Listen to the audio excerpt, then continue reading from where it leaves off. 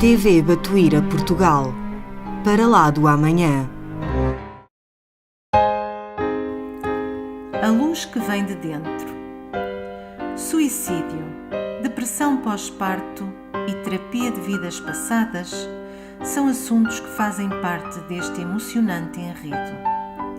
Espíritos encarnados e desencarnados passam por situações extremas até perceberem a centelha divina que todos carregam no seu íntimo. Acompanhá-los é uma jornada de aprendizagens e de emoções. Conheça os insondáveis caminhos do amor e da ajuda espiritual.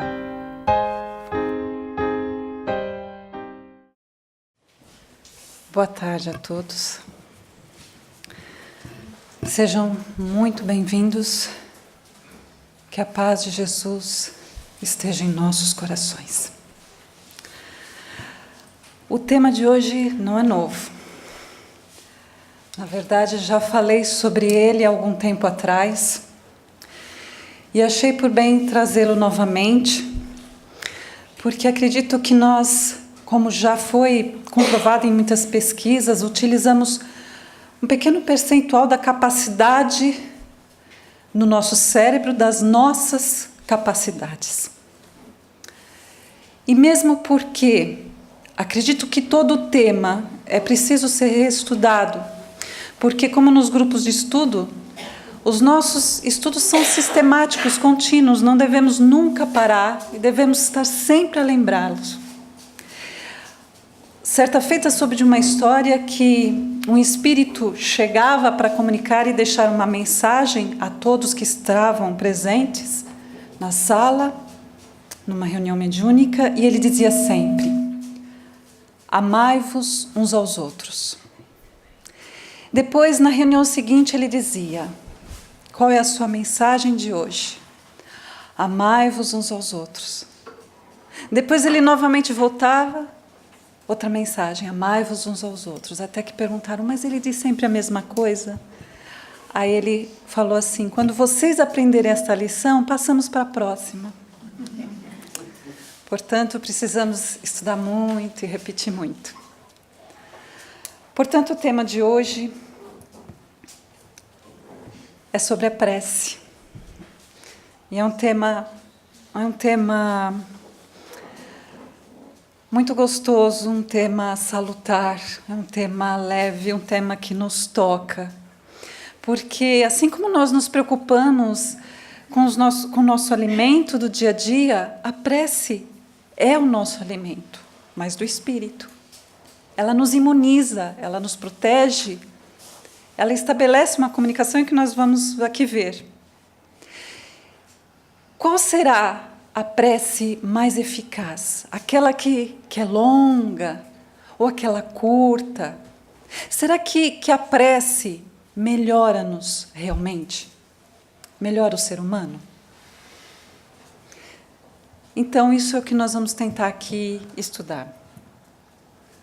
E começando, vamos aqui mostrar qual vai ser o roteiro que vamos aqui seguir, que é basicamente todo o capítulo 17 do Evangelho segundo o Espiritismo, Pedi e obtereis.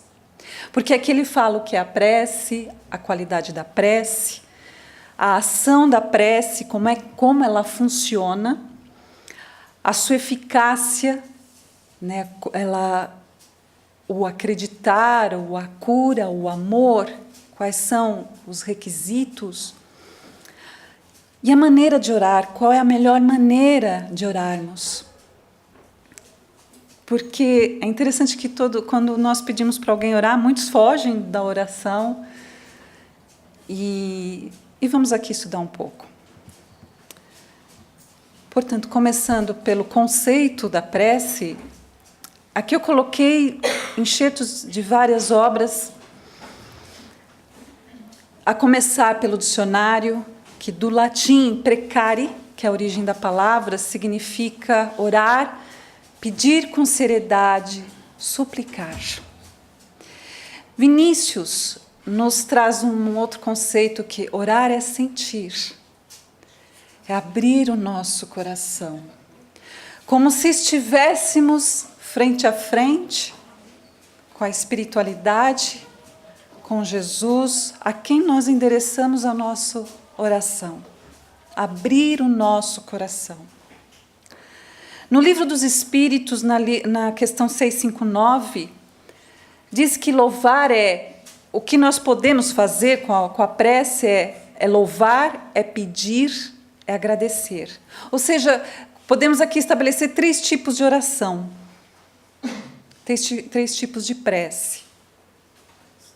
O agradecer por tudo que recebemos, o louvar a Deus, a espiritualidade, a vida, como pedir. É bem verdade que o item pedir parece que é o que tem o maior ranking, né, dessa classificação. Segundo a história, como contei na última palestra do Dr. Bezerra. E Miramês nos diz que orar é se resguardar contra as investidas do mal. É se precaver dos possíveis desequilíbrios, é fortalecer o coração frente às lutas de cada dia. E nós vamos ver o porquê disso no decorrer aqui da palestra. Portanto, o valor da prece está no pensamento, está no sentimento. Por isso coloquei aqui estas fotos, que é como se ela estabelecesse uma ligação com o mais alto. É como se fosse uma comunicação, um telefone com o mais alto. Falando sobre a qualidade da prece, se formos buscar nas várias passagens de Jesus, os momentos que ele nos mostrou, que ele buscava oração, e como ele o fazia. Então temos aqui em João, que nos diz assim: percebendo então Jesus que estavam prestes a vir e levá-lo à força para o proclamarem rei, retirou-se novamente sozinho para o monte. Ele retirou-se para um local tranquilo, neste caso, na natureza, e o monte parece que sempre simboliza como se estivéssemos mais próximos a Deus, né? Um local de onde nós vislumbramos tudo.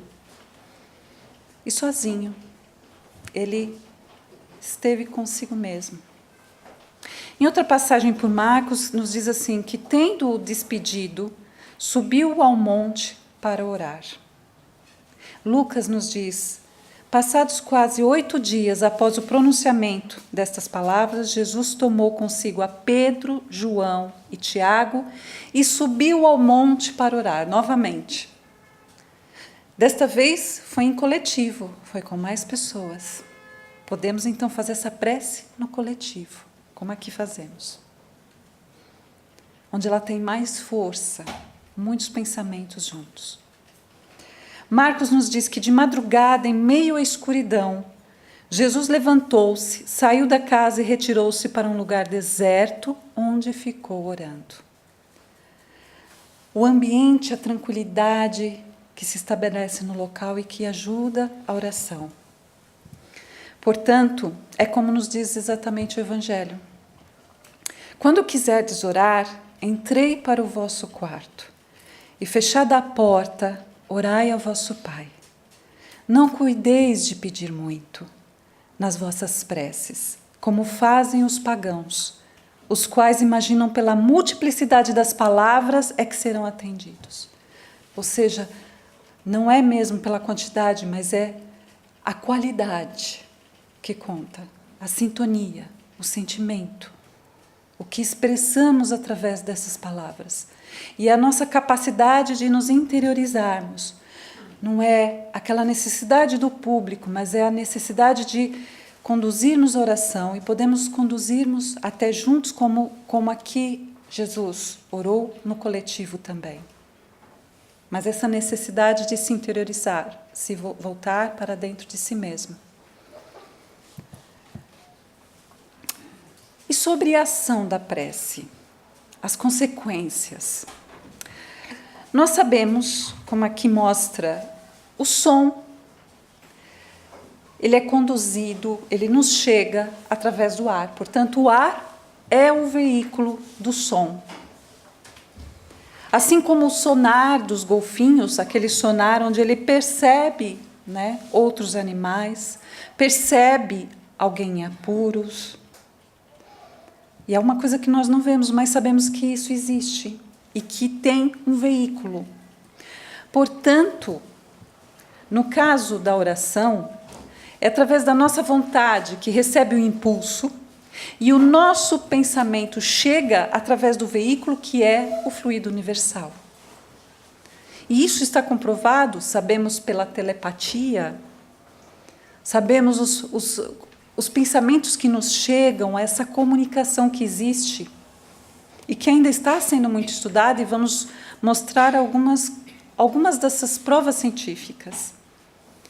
Portanto, a proporção, a intensidade dessa energia, dessa corrente energética, depende proporcionalmente da vontade e do pensamento do emissor. É ele que, então, dá essa força. E também depende do destinatário.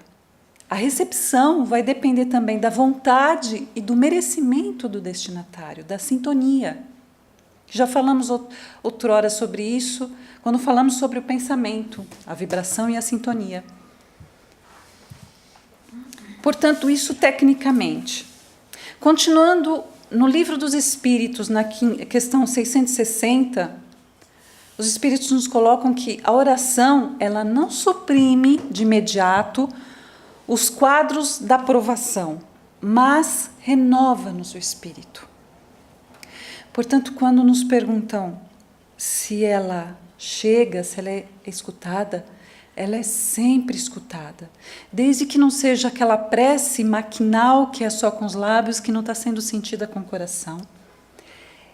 Ela nunca é inútil, ela nunca é recusada.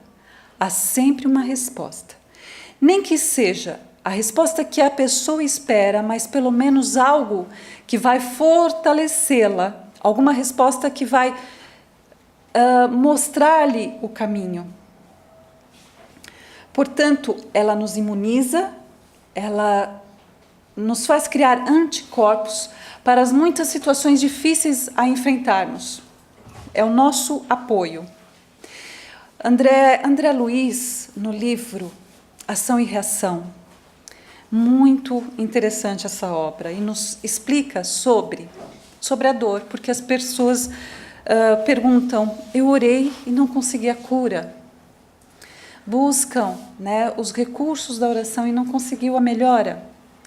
Mas que muitas vezes a dor, ela tem um objetivo. Ela pode ser, como nos explica nessa obra, dor evolução, ou seja, é a dor que vem de fora para dentro, que é aquela dor que é a cultura, ou seja, são os povos que passam por essa dor no coletivo, no conjunto, aprimorando os órgãos,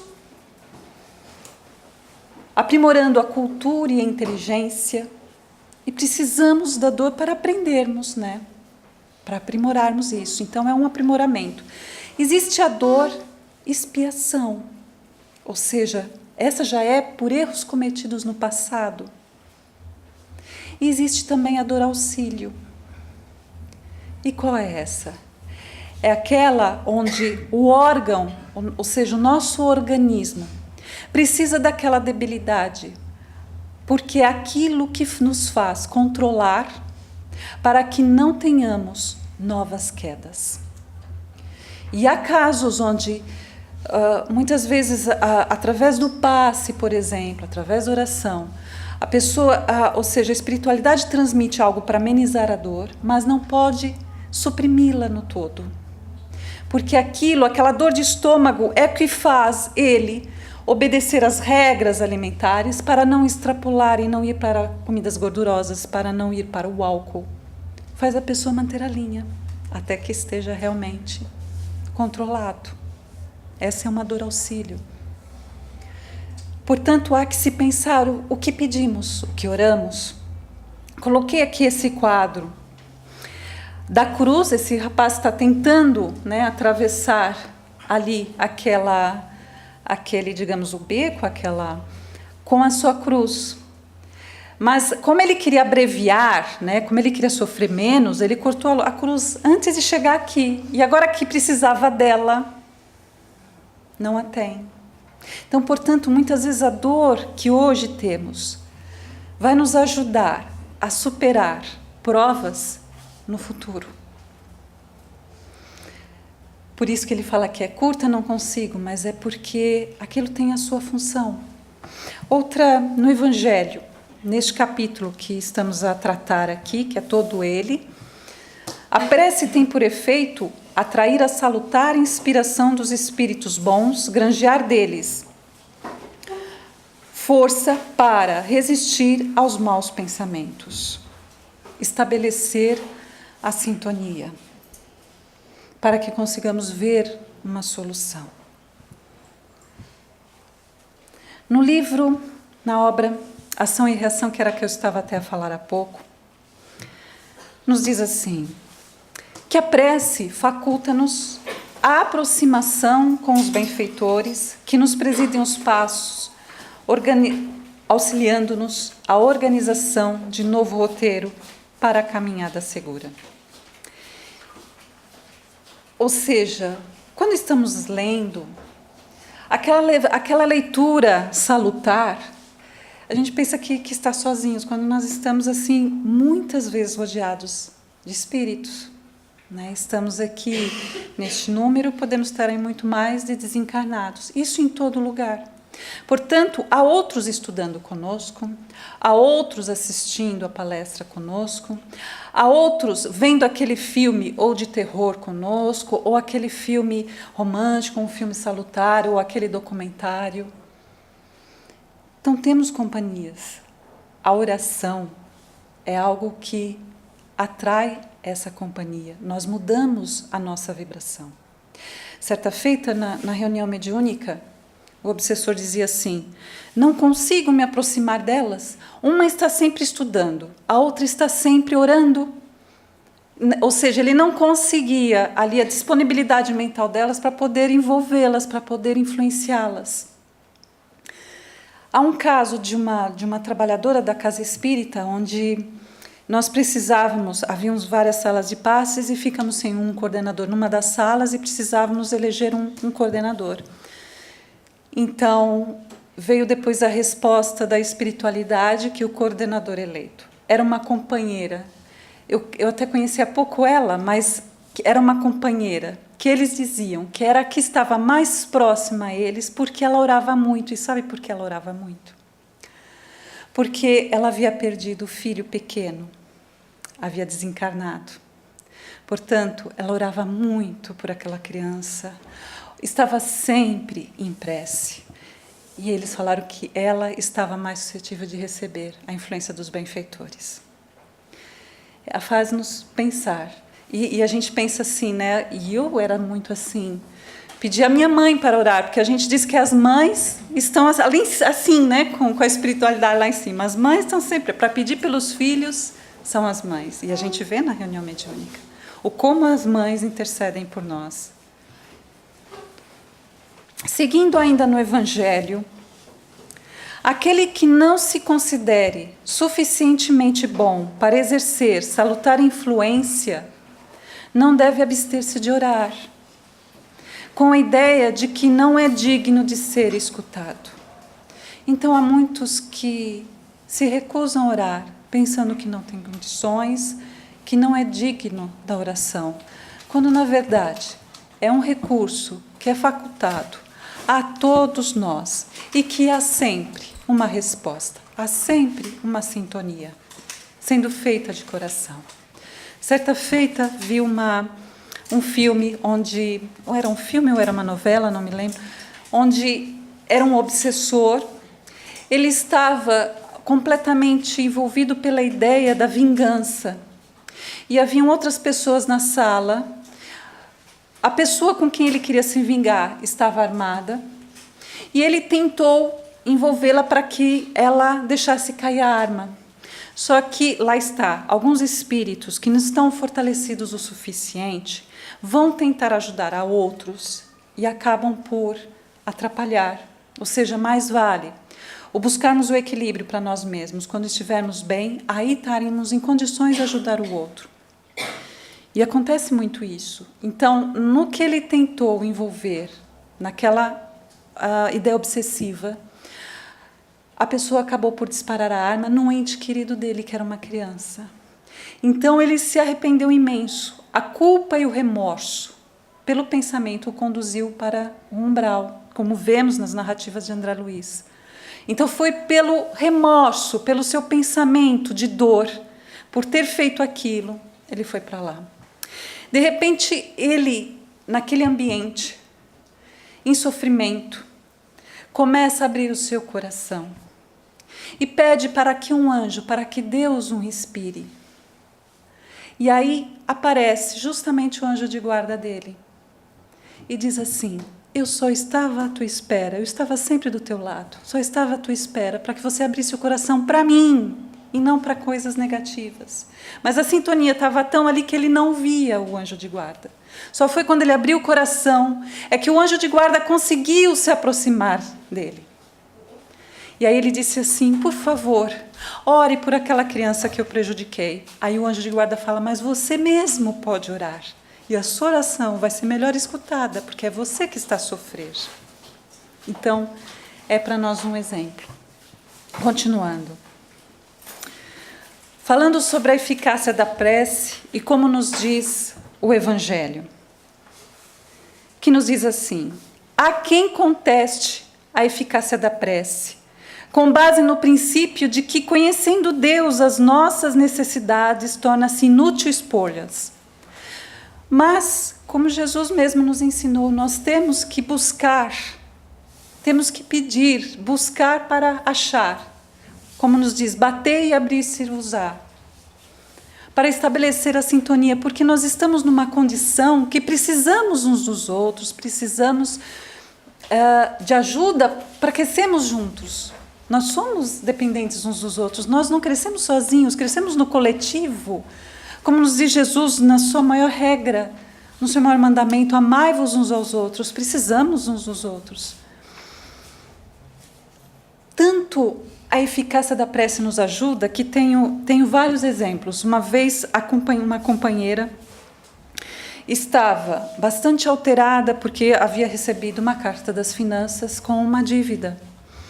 Então, ela estava bastante alterada, ia pela manhã até as finanças para tentar resolver. Antes, então, lembra de fazer a oração, abrir o Evangelho. E aí o que lhe cai?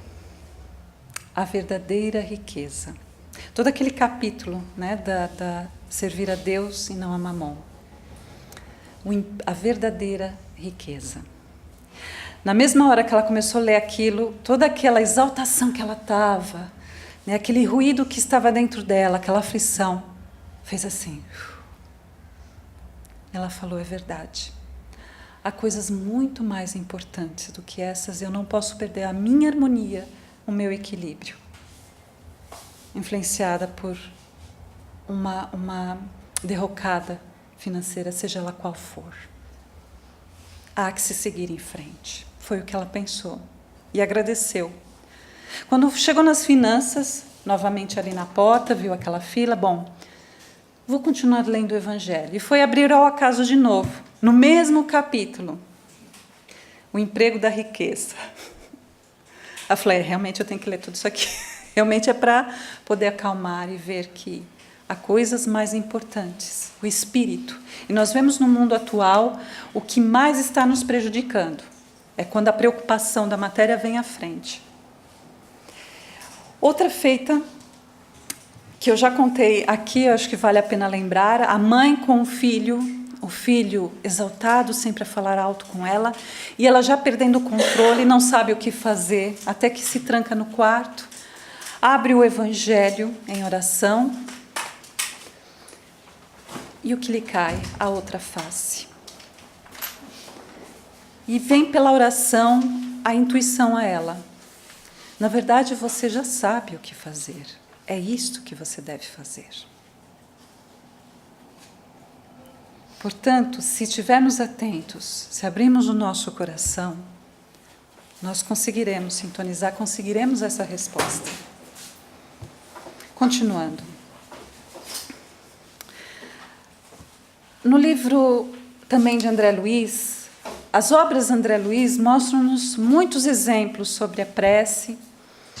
E neste Missionários da Luz, fala-nos de uma casa onde, digamos, o homem da casa estava com distúrbios orgânicos. Então, a equipe de André Luiz estava acompanhando a família na rua até chegarem na casa. E ele, o homem, ele estava acompanhado de outras duas entidades que estavam influenciando e estavam, digamos, ressaltando ainda mais aquele distúrbio orgânico. Então, que ele poderia ter ali atraído. No entanto, quando chegam na casa, há uma barreira vibratória. E que essas duas entidades se irritam muito porque não conseguem entrar. Isso por quê? Porque a mulher, a esposa, era uma pessoa que tinha o hábito por orar. Isso estabelecia um campo protetor, né? Isso acontece muito também no Evangelho, no lar. Então, a prece traça fronteiras vibratórias. O santuário doméstico que encontra criaturas amantes da oração e dos sentimentos elevados converte-se em campo sublime das mais belas florações. Alguma coisa impedia-lhes acompanhar a vítima ao interior. A tranquilidade interior era grande e confortadora. Em cada ângulo das paredes, em cada objeto isolado, havia vibrações de paz inalterável. Nós sabemos que, por uma das especialidades mediúnicas, por exemplo, a psicometria, onde o médium, ao tocar, né, no objeto, consegue recaptar o que ali aconteceu, como é nas paredes, como é na roupa, nos objetos. Então, óbvio que tudo existia um campo magnético, fica envolvido. Não é? Então, é como ele fala que cada ângulo, cada parede, né, recebe aquelas vibrações. Como no início nós falamos aqui, né, para aproveitarmos este ambiente, este salão recolhido, a sala dos passes, um ambiente onde estão pessoas em oração, estão ali preparando, envolvendo. É um ambiente salutar para conseguirmos apaziguar o coração, conseguirmos sintonia. Como Jesus foi buscar isso no monte. Não é? A natureza, que é um grande exemplo para isso, de energias salutares que há na natureza. O nosso planeta foi brindado, o nosso Criador nos brindou com esse recurso. Continuando, Missionários da Luz, vamos para Entre a Terra e o Céu, também obra de André Luiz. É uma narrativa que fala sobre o dia a dia de uma família, mas é uma história lindíssima, que fala da família espiritual, da família corporal. E esta obra começa com uma prece e termina com uma prece. E começa com a prece de uma criança. Ela tinha próximo dos seus 13, 14 anos, salvo erro, e pedia pela sua família, pedia por aqueles que estavam ali doentes. Só que a sua prece era feita com tão bom coração, com tanta pureza, que ultrapassou os limites vibratórios, chegando ao alto. Então, é como se eles imaginássemos ali, e nos dizem, né, mesmo no Evangelho no Lar, que as equipas seguem com equipamentos que desconhecemos. Eles registram isso, a vibração das orações. Então, o que nos narra aqui André Luiz temos aqui uma oração comovedora, que superou as linhas vibratórias comuns do plano da matéria mais densa. Só que ela orava para a mãe dela, que havia desencarnado. E o pai havia contraído outro casamento, estava com a madrasta. E ela orava para a mãe, pensando que a mãe estava em condições de ajudá-los. Mas, na verdade, a mãe estava ali a sofrer junto com a família, e, nesse caso, estava, naquele momento, sendo um espírito obsessor. pela própria ignorância. Depois a história se transforma. Mas aquela, mesmo que ela dirigia a prece à mãe, a prece foi feita com um desejo de tão puro coração, chegou ao mais alto, pelos espíritos superiores, pela espiritualidade que controlava aquele lar, que acompanhava aquele lar, e foi por eles atendida. Então, todo o livro foi tudo consequência da oração. Então, a história do livro todo foi a consequência da oração. Foi tudo que a oração despoletou, todo o movimento da espiritualidade, em ajudar todos aqueles espíritos. E o que eles chamam de prece refratada, ou seja, tinha um destino, mas que chegou à espiritualidade maior, né? Ela teve, digamos, desviado, ela pensava que ia chegar num ponto, mas foi para outro desviado e foi atendido a mesma. Então, a prece refratada é aquela cujo impulso luminoso teve a sua direção desviada, passando a outro objetivo. E é interessante quando ensinamos isso às nossas crianças na evangelização. E foi bom ver como, por exemplo, o meu filho aprendeu a orar, porque eu vi que em muitos momentos ele ia buscar, pelo menos isso conseguimos transmitir a ele, que ele ia buscar na oração. Certa feita eu tive um problema na perna, estava ao chão e não conseguia me levantar. E depois começou a melhorar, comecei a fazer massagem, fui melhorando. E ele disse assim, ele era o único que estava ao meu lado, e ele disse assim: mãe, você melhorou? Sim, fui melhorando. É porque eu fiquei aqui quietinho, fiz uma prece para você melhorar. Da outra feita também ele estava mal do estômago. E ele falou: olha, mãe, eu não estou bem do estômago, não estou bem. E eu falei: eu vou fazer-lhe um chá. Dali a pouco ele volta: olha, mãe, já está melhor. Sabe que eu fiquei lá no quarto, fui orar um pouquinho e foi acalmando o meu mal-estar do estômago. É bom quando conseguimos transmitir isso e tem a idade certa para conseguirmos transmitir isso e eles assimilarem. Portanto, continuando, já que falamos, né, da criança, era essa história que eu queria aqui contar. Em outro livro, Libertação, de André Luiz, como eu falo, os livros de André Luiz são ricos nesses exemplos, eu já trouxe aqui vários deles. O livro Libertação, onde André Luiz narra que ele ia com a equipe que ele estava a acompanhar, e chegamos a um gracioso templo. As vibrações constantes das preces, aí emitidas por vários séculos, tinham criado em torno daquela edificação um prodigioso clima de encantamento. Então, nesse capítulo narra o encontro de muitos benfeitores, que é onde ele se encontrava assim na terra, para eles, então, irem orar juntos, para assim irem para diversos pontos. Então, é uma narrativa aqui interessante.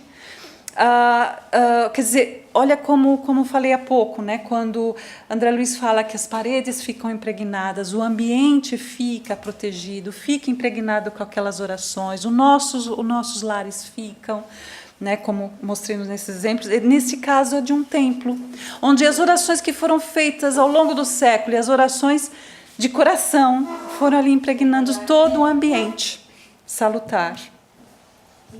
Continuando. No outro livro, Os Mensageiros, de André Luiz, onde eles estão aqui numa oficina do nosso lar. Também nós precisamos de irmãos abnegados que sirvam de âncora entre as criaturas encarnadas, a fim de que por elas os benfeitores possam se fazer sentir. Eles estão falando aqui de uma casa, de uma companheira espírita, de uma trabalhadora espírita, onde, devido à disciplina que ela tinha, a disciplina mental, o que ela falava, a sua vida regrada, né? No próprio Evangelho, a vigilância que ela tinha, formou-se aí um ambiente propício na própria casa dela.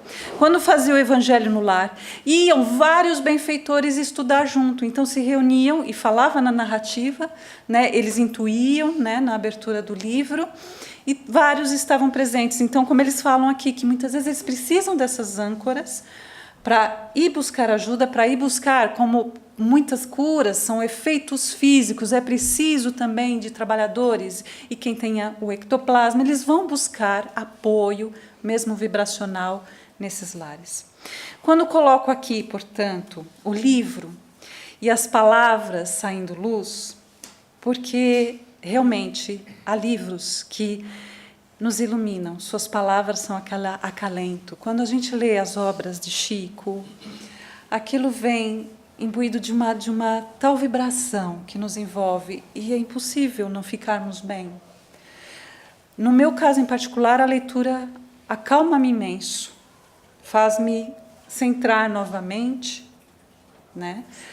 E certa feita, uma companheira que fazia com a sua mãe o evangelho no lar, e a mãe tendo a vidência, certa vez viu, durante a leitura do evangelho, durante o evangelho no lar, via sair imensa luz que envolvia todo o ambiente onde elas estavam ali orando. E que, certa feita, ela viu uma vez que haviam problemas, eles estavam passando por problemas, e ela viu aquilo tudo concentrado em cima do livro, uma folha se desprender e sair pela porta de saída, como quer dizer que está sendo limpo a casa. Então, ela via isso tudo simbolicamente durante todo o Evangelho. Portanto, tudo que a gente vai lendo vai formando formas, pensamentos também, não é? Vai, como mostra aqui nesse desenho. Não é? Então, quando estamos lendo, pensando, e estamos assim fazendo isso o tempo todo, isso vai emitindo. O nosso pensamento é força, como mostramos no início, né? Ele veicula, ele vai até o seu destino. Continuando. Não podia deixar de falar desta obra, Maria, Mãe de Jesus, da Legião dos Servos de Maria. Esta obra é muito bonita e tem um resumo de várias histórias de várias outras obras, como aqui cito, de Camilo Castelo Branco e Humberto de Campos, que estão aqui alguns esboços assim, resumidos, né? Então fala do hospital, né, coordenado por elas ali na espiritualidade, principalmente daqueles que são recolhidos no umbral, e do Vale dos Suicidas. E então Camilo Castelo Branco narra que a hora da Ave Maria, que é algo que vem há séculos, não é? Às 6 horas da tarde, a meio-dia, muitas pessoas no planeta entram em oração. Essas orações, e há muitos espíritos que, com aquele amor, abrem o seu coração, eles aproveitam esse momento e também entram em oração.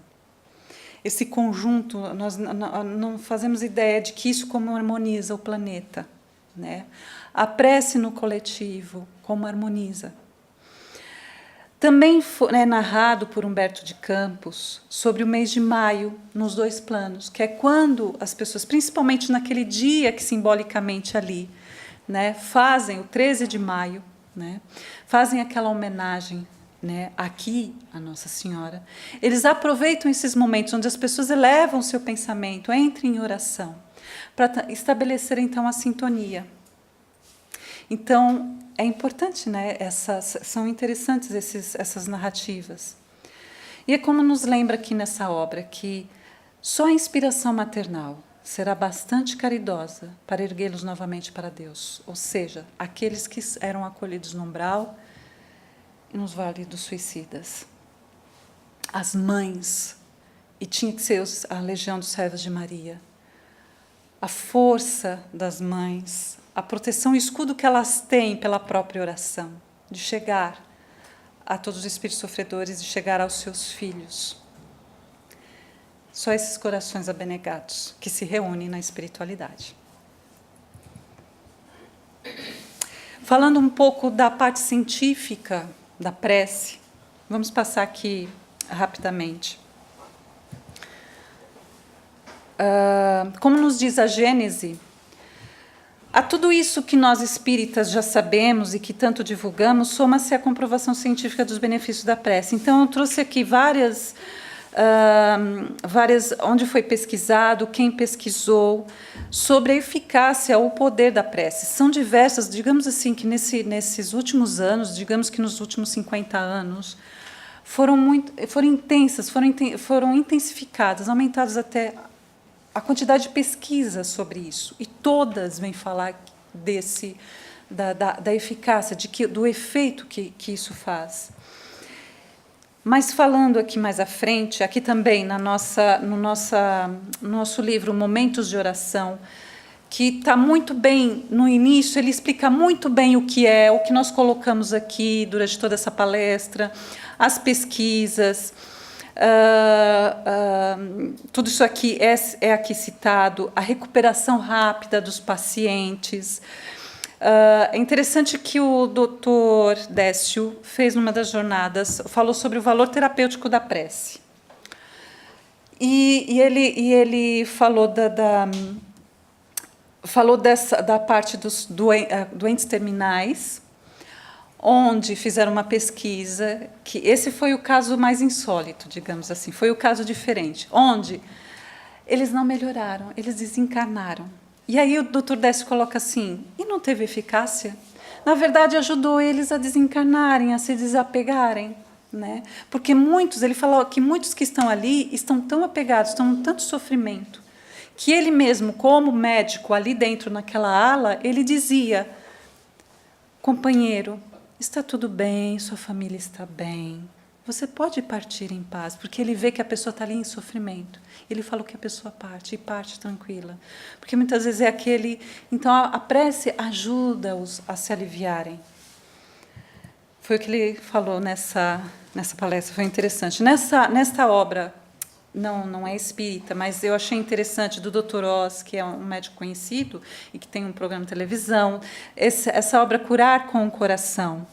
Eles fazem pesquisa no próprio hospital, e em vários capítulos ele fala das medicinas alternativas, e ele fala assim, eu sei que eu faço muito pouco, que eu faço só uma intervenção, porque o resto não é comigo. Tem parte que é do paciente, então ele já tem consciência disso, tem parte que é do paciente, tem parte que são essas medicinas, ele chama de medicinas alternativas. Então, ele fala da máquina Killian, né? Ele fala do tratamento pela máquina Killian, seria o passe, falam das orações, eles fizeram pesquisas com as orações reunindo grupos, né, para receberem oração e mesmo à distância, para perceberem a melhora. Ele percebeu por muitas narrativas, e ele fala aqui tecnicamente, nessa obra fala tecnicamente, como ele viu comprovadamente que existe algo mais e que esses recursos são de grande ajuda. Então, ele fala, eu não posso ignorar isso, eu tenho que falar sobre isso, né? É o que ele dizia. Nesta outra obra, também não é espírita, é a Biologia da Crença, também é fantástico, e nessa eu vou aqui ler, onde ele diz assim, de repente, percebi que a célula é controlada pelo ambiente físico e energético em que ela se insere. Isso é algo importante a considerar antes de acusarmos as células de nossos órgãos e tecidos pelos problemas de saúde que temos. Tudo no planeta está interligado, toda ação tem uma reação. O resultado foi tão óbvio, ou seja, a pesquisa que ele fez durante todo o livro foi tão óbvia que naquele mesmo instante deixei de ser agnóstico e passei a acreditar no mundo espiritual. Ele coloca isso no livro, porque ele vê que o próprio citoplasma da célula recebia os nossos comandos mentais, nossos pensamentos, as orações, e aquilo fazia com que ou a pessoa, pelos pensamentos negativos, piorasse de saúde, ou que melhorasse. Então, ele fala do efeito placebo, do efeito nocebo, das pesquisas aqui feitas. Também temos, e aqui sabemos que o lombo frontal, vamos ver se conseguimos aqui ver, no quadro de cima, ou seja, antes da meditação, vamos colocar aqui a meditação e a oração. Isso saiu numa revista, nesta revista aqui, à época, A Fé que Faz Bem à Saúde. Antes da meditação, o lombo frontal, que é essa parte de baixo do cérebro, estava menos ativo. E olhem que depois, né, ou durante a meditação, como aqui coloca, está muito mais ativo. Faz com que se acalme. A parte de cima do cérebro, que se acalme o raciocínio e fique só aquela parte mais subjetiva, fique ligada. Então, como nos diz aqui, que na oração ele fala que acontece a mesma coisa que na meditação. É aqui a comparação que ele faz. Então, durante a prece, o lobo frontal do cérebro, área relacionada à atenção, fica mais ativa e o lobo parietal fica menos ativo, diminuindo a noção do tempo e do espaço, ou seja, a pessoa se interliga, né?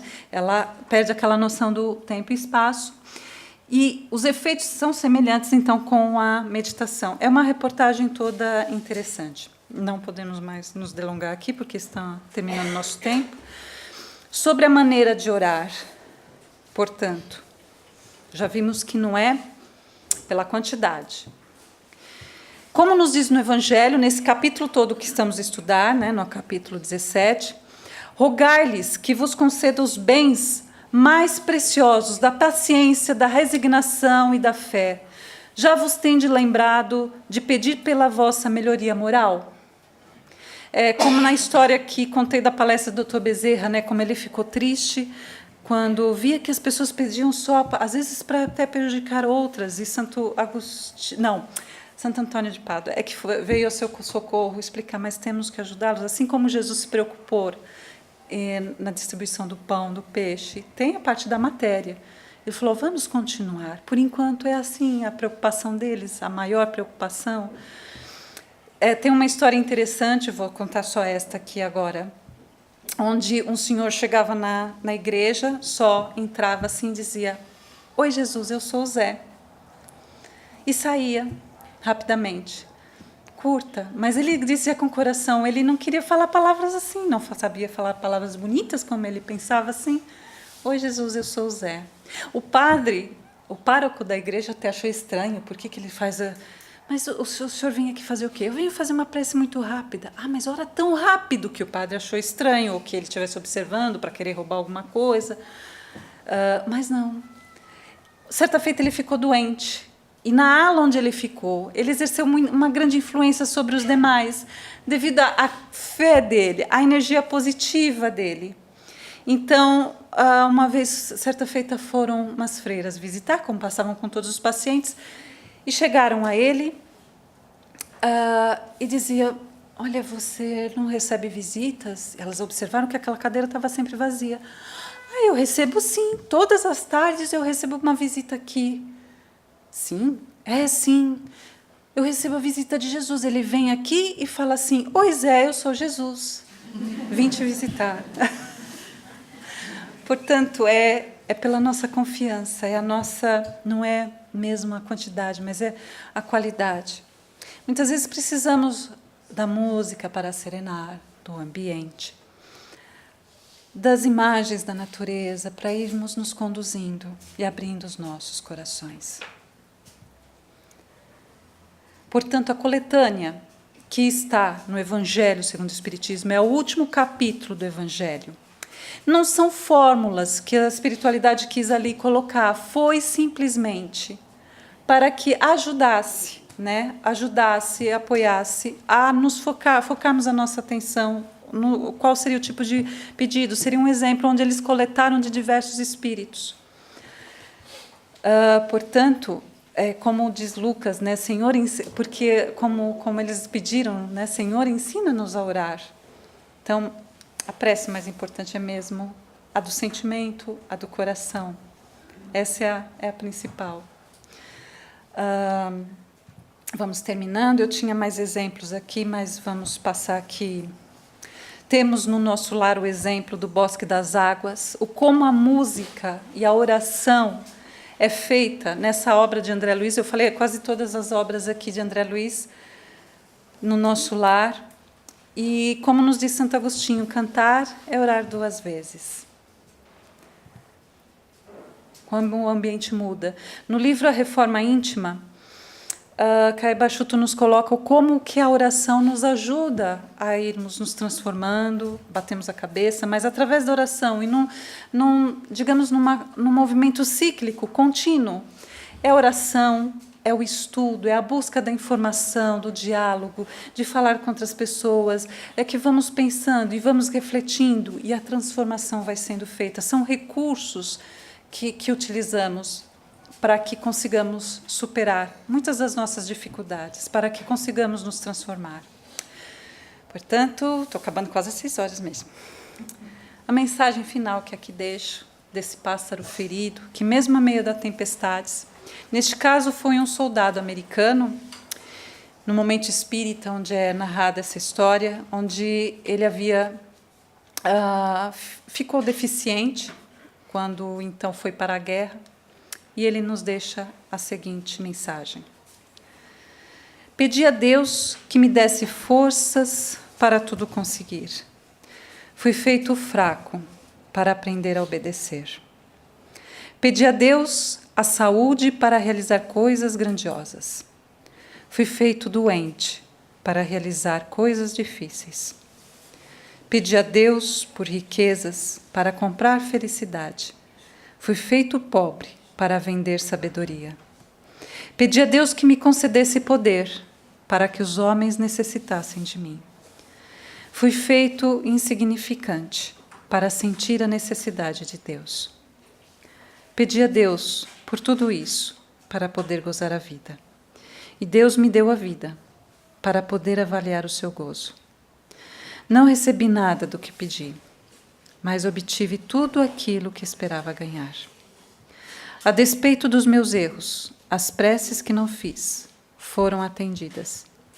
E dentre todos os homens, eu me considero o mais ricamente abençoado. E deixo aqui, então, essa mensagem, que, acima de tudo, consigamos compreender, ver o aprendizado que a vida nos traz. Eu espero ter ajudado. Agradeço a paciência com que estiveram me ouvir.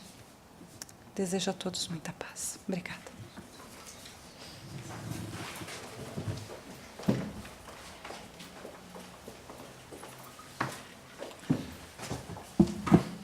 Queridos companheiros, eu particularmente pouco tenho a acrescentar tudo aquilo que já foi dito sobre a oração e principalmente a sua importância. Os Espíritos nos dizem que para que possamos orar continuamente, porque se nós verificarmos, nós estamos pelas teclas que estão vindo e outros processos, nós estamos ignorando a oração. Estamos ignorando a oração. Quer queremos, quer não. Pergunta cada um a si próprio. Será que eu estou orando como realmente a espiritualidade nos aconselha para que, através da oração, nós possamos formar um ambiente no lar, até mesmo para evitar, quando há uma indisposição, algo que nos perturbe, orar. Porque quando nós estamos orando, nós não estamos com raiva de ninguém. Ou isso acontece? Já é um processo, não é? Sobre as orações, a Andréia mostrou o livro, mas estava muito, e eu procurei trazer este livro. A nossa casa tem-se preocupado sempre de trazer algo que possa ajudar na divulgação e também nas criaturas que queiram, que tenham boa vontade. Então, nós pedimos autorização para reeditar este livro, Momentos de Oração. É muito interessante porque todos nós aprendemos a orar aonde e como. No catolicismo, não é isso? Quer queremos ou não? Os mais jovens hoje nem isso fazem porque não vão lá. Mas no meu tempo nós íamos. Mas a oração que nós aprendemos não é isso. E como foi dito, ela tem um valor mais profundo, mais sentimental. E saber o que é que estamos dizendo. Porque agora, se nós formos ao livro Cartas de uma Morta, da mãe do Chico, ela é muito interessante o que ela nos ensina sobre a prece. porque todas as preces, elas são atendidas, tem uma equipe espiritual que atende, quando realmente ela é feita de coração e de boa vontade. A oração das 6 horas, eu me lembro quando cheguei à doutrina, em São Paulo, eu fui aconselhado para que orasse de manhã, e como sempre fazíamos e fazemos, mas que, se possível, às 6 horas da tarde. O meu trabalho dava-me essa condição. Nós, às 6 horas, se reunimos em oração. E essa oração é de uma importância extraordinária. Sabe, até falou de Nossa Senhora, nós estamos se descuidando de orar à Virgem Maria, à Nossa Senhora, quando realmente devia ser uma prece contínua. Vamos meditar nisso e nós, de nossa casa, alertamos e as pessoas que queiram e tenham boa vontade. Este livro é muito interessante, é feito da nossa editora, custa apenas 5 euros, para ser mais fácil as pessoas adquirirem. E aí vão ver a importância da prece, como é a ligação com o mundo espiritual. E hoje voltamos a repetir, na época que estamos atravessando, nas turbulências do mundo, há necessidade de nós orarmos continuamente. Mas uma oração sentida de coração, não aquelas decoradas, que isso tem o seu valor e respeitamos, que é a nossa obrigação, mas sabemos que aquela prece que vem, a espiritualidade, os espíritos anotam e procuram resolver.